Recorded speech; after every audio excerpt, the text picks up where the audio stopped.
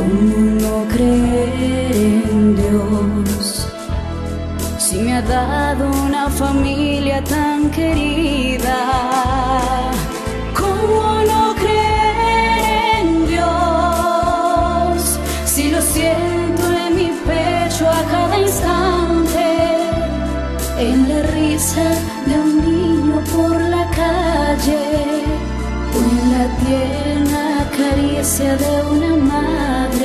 Después de resucitar, al amanecer del primer día de la semana, Jesús se apareció primero a María de Magdalena, de la que había expulsado 7 demonios.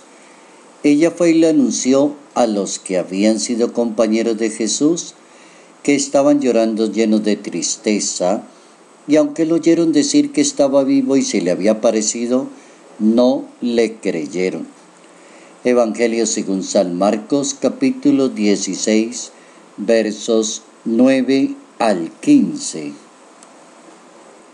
Vayan y anuncien mi palabra, es el mandato del Salvador del mundo. Notas amables a la palabra de Dios, sábado 7 de abril, año 2018. Cuando se trata de hablar de los mandatos de Dios, no hay lugar ni existe espacio para la discusión. La palabra mandato es una consigna y es de orden divino. Y las cosas, cuando son de orden divino, los seres humanos no las deben cambiar. Cuando las personas cambian los mandatos, terminan realizando su propio capricho, su propia terquedad, o las personas contradicen el sentido propio de la fe o de la misma religión, o las personas tergiversan el contexto mismo de la palabra de Dios. Así que es la enseñanza para hoy ser muy respetuosos de lo que significa un mandato de Dios. A Dios se le ocurre que la manera permanente de estar en comunión con Él, de vivir una fe en Cristo resucitado, de sostener una iglesia, de mantener viva la llama de la misma espiritualidad, es a través del mandato de anunciar permanentemente la palabra misma de Él. Así lo hicieron los apóstoles cuando recibieron ese mandato, lo cumplieron desde la fidelidad, la fortaleza, la perseverancia, la dedicación. El punto es anunciar la palabra. El punto no es entrar en contradicción con la sociedad, porque no se trata de que la sociedad acepte o no acepte la palabra, pues el mandato no dice eso. El mandato dice: vayan y anuncien mi palabra por todas las naciones. La experiencia de la Santa Biblia corrobora la fortaleza que tiene ese mandato.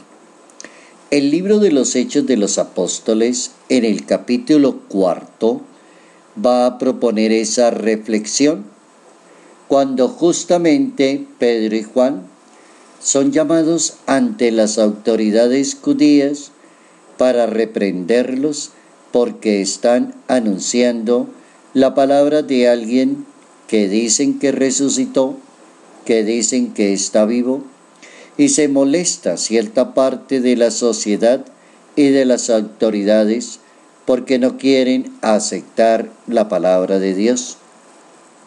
¿Cuál es la reacción de los apóstoles, de Pedro y Juan, grandes en el colegio apostólico? La reacción es no entrar en conflicto con la sociedad, sostener la palabra, creer en la palabra, irradiar con la palabra, no darle la palabra al juicio personal, porque es un mandato de Dios. Dice el texto del libro de los Hechos de los Apóstoles llamaron a Pedro y a Juan y les mandaron que de ninguna manera volvieran a mencionar ese nombre de Jesús de Nazaret, ni a enseñar nada referente a Jesucristo. Pedro y Juan contestaron: juzguen si es justo a los ojos de Dios hacerle caso a ustedes más que a Dios. Creo yo que hay que aprender en materia de evangelización, en materia de catequesis y en materia de apostolado. No podemos dejar de anunciar la palabra. La base y el fundamento es la palabra de Dios, la resurrección de Jesús, la presencia de Él viva en la comunidad, la Eucaristía, que es el punto central del alimento de la fe a través de la misma palabra de Dios. Esa es como la primera idea que debe reforzar el mandato divino. Hay otra idea, para terminar, que me parece interesante de destacar: la obstinación. Hay algo que Dios advierte que puede dañar el campo de ese mandato de la evangelización, y lo puede dañar la obstinación de cada persona. El mandato se cumple preferentemente cuando la persona lo anuncia desde el ambiente de la fe. El mandato comienza a producir milagros en cada persona, restaura la manera de pensar, convierte el corazón de miles de personas, siempre y cuando la persona crea en la palabra de Dios. La palabra de Dios ha sido predicada a lo largo del tiempo y ha sido recogida en un texto sagrado que se llama la Sagrada Escritura.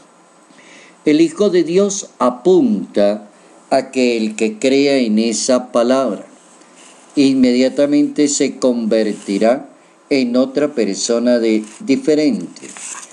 Utilizando palabras bíblicas, llegará a ser un gran apóstol, un discípulo misionero, un excelente creyente hijo de Dios, un invaluable sacerdote, una gran religiosa comunicadora de la palabra de Dios. Todas las personas que acepten la palabra se convertirán en transmisores de esa palabra, siempre y cuando está la fe como el punto básico para sostener la predicación de la palabra. La obstinación daña todo el campo de la evangelización, y la obstinación se puede entender como una terquedad de la persona, como un racionalismo sin fe, sin espíritu y sin gracia, como una filosofía, como el arte de filosofar y combinar una cantidad de ideas tratando de no darle la razón a la palabra, o con un agnosticismo. Sencillamente la persona se cierra a su voluntad y realmente no cree en nada. La Biblia, en el Evangelio según San Marcos, en ese capítulo 16, va a enunciar la dificultad de ser obstinados ante la palabra. María de Magdala sale a anunciar lo que ella había visto y había oído, cómo se le había parecido, pero dice el texto, no le creyeron. Después se le apareció el Señor a dos de ellos cuando iban al campo. También fueron a anunciarlo a los demás, pero no le creyeron. Y finalmente estaban los 11 sentados a la mesa. Se apareció Jesús de Nazaret, les reprochó su obstinación, la falta de fe, el ser tan obstinados, pues no habían creído a lo que ya habían visto y al resucitado. Buena la reflexión para nosotros cuestionarnos hasta dónde somos mensajeros de la palabra y lo hacemos con fe. Creemos en los que estamos explicando y hablamos. Somos los primeros en dar ejemplo, en creerle a la palabra, en presentar un Cristo vivo, resucitado, que se mueve en una sociedad e invita a ser verdaderos creyentes en el Señor. ¿Cómo no creer en Dios si me ha dado una familia tan querida? ¿Cómo no creer en Dios si lo siento en mi pecho a cada instante?